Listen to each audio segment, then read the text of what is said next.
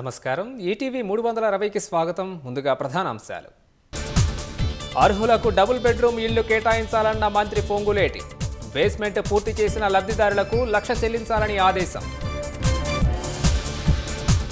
April 1 నుంచి 1 కోటి మంది రేషన్ కార్డుదారులకు సన్నబియ్యం. ఆహార భద్రతలో చారిత్రక అడుగు పడబోతుందన్న ఉత్తమ్. కేంద్ర ప్రభుత్వ ఉద్యోగులకు 2% డిఏ పెంపు. 1,15,00,000 మందికి లబ్ధి. జనవరి 1 నుంచి వర్తింపు. జస్టిస్ యశ్వంత్ వర్మపై ఎఫ్ఐఆర్ నమోదు పిటిషన్ తోసిపుచ్చిన సుప్రీం. అంతర్గత విచారణలో జోక్యం చేసుకోలేమని స్పష్టీకరణ. ప్రభుత్వ వ్యయాన్ని తగ్గించేందుకు ట్రంప్ దూకుడు. తాజాగా ప్రపంచ వాణిజ్య సంస్థకు ఇచ్చే నిధులకు కత్తెర.